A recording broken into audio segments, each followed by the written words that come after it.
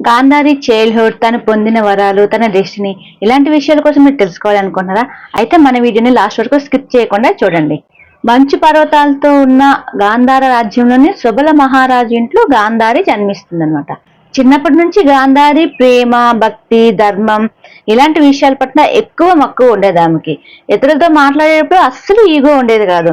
ఈ లక్షణాల వల్లే గాంధార దేశ ప్రజలు గాంధారిని చాలా ఇష్టపడేవారు అనమాట. వాళ్ళ అన్నయ్య శకుని కూడా తనని చాలా ప్రొటెక్ట్ చేసేవాడు. మేబీ తన సాఫ్ట్ నేచర్ వల్ల తను ఎక్కువ ప్రొటెక్ట్ చేసేవాడు. గాంధారి శివభక్తురాలు. ఆమె ఎంత బాగా ధ్యానం చేసేవారంటే అసలు ఒక రాత్రైనా ఒక పగలైనా అలా కూర్చుంటే ధ్యానంలో మునిగిపోయేవారు అనమాట.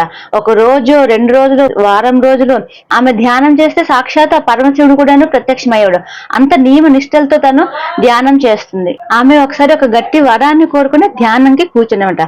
ఏంటి ఆ వరం అంటే తనకి బలమైన సంతానం కావాలి. ఆ సంతానము తనని, తన రాజ్యాన్ని రక్షించగలగాలి అండ్ తనకి గౌరవాన్ని తెచ్చే విధంగా ఉండాలి అన్న ఒక కోరికతోని ధ్యానం చేసి శివుణ్ణి ప్రసన్నం చేసుకుంటుంది. శివుడు కూడాను తన కోరికని మన్నించి సరే అనేసి వరం ఇస్తాడనమాట. ఈ వరమే ఆమె 100 మంది పుత్రుల్ని కానీ డెస్టినీని డిజైన్ చేస్తుంది. వ్యాసముని గారు ఈమె కోసం ఏమన్నారంటే, ధ్యానం చేసేటప్పుడు ఆమెకున్న మానసిక సంకల్పం సాధారణ అమ్మాయిలకి ఎవరికీ ఉండదు. గాంధారి అంటే ఒక ప్రిన్సెసే కాదు, ముఖ్యంగా తను ఒక మంచి తపస్విని, గొప్ప తపస్విని. ఒకసారి వాళ్ళ ప్యాలెస్ కి ఆస్ట్రాలజిస్ట్ వస్తారు. అప్పుడు తన భవిష్యం చెప్తుంటారు అనమాట.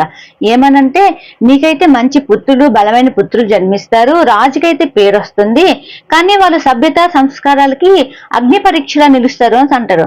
ఆ మాటకి ఇంకా సుబల మహారాజు వెంటనే షాక్ అయిపోయి అదలా అయిపోతుంటారు అనమాట.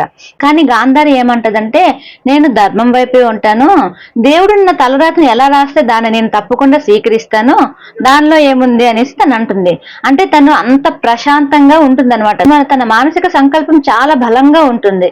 అండ్ ఇంకా ఏమంటారంటే, భవిష్యత్తులో జరిగే కురుక్షేత్ర యుద్ధానికి ఈమె ఒక దివ్య సాక్షి అవుతుంది అని చెప్తారు వాళ్ళు. ఆ టైంలో అందరూ గాంధారిలోని ఆ శాంతి తత్వం, ఆ ప్రేమ, కరుణ, దైవభక్తి ఇవే చూస్తారు. కానీ పాపం ఫ్యూచర్ లో తనకు సంభవించే ప్రళయం గురించి ఎవరు కూడా కొంచెం కూడా ఊహించలేరు అనమాట. ఈమె ఇంత సాధు స్వభావం అయినా కూడాను విధి మాత్రం తన కోసం కురుక్షేత్రం అనే పేజ్ ని ఆల్రెడీ ఓపెన్ చేసి ఉంచేస్తుంది. ఇది గాంధారి చైల్డ్హుడ్. ప్రేమ, దయ, ధర్మం, శాంతి, త్యాగం ఇలాంటి వాటితో స్టార్ట్ అయినా కానీ ఫ్యూచర్ లో మాత్రము తను అత్యంత పెద్ద మహారాణి అయ్యే పాత్రకి ఇదంతా ఫౌండేషన్ అన్నమాట. గాంధారికి ధృతరాష్ట్రంతో పెళ్లి ఎలా అయింది? ఆమెకి పెళ్లికి ముందే తెలుసా ధృతరాష్ట్రుడు అందుడు అని, లేదా పెళ్లి తర్వాత తెలుస్తుందా? ఆమె కళ్ళు ఎందుకు కట్టుకుంటుంది? ఇలాంటి విషయాల కోసం నెక్స్ట్ పార్ట్ కోసం వెయిట్ చేస్తూ ఉండండి. Thank you for watching. కోసం మన ఛానల్ ని సబ్స్క్రైబ్ చేసుకోండి. Thank you for watching. Please like, comment, share.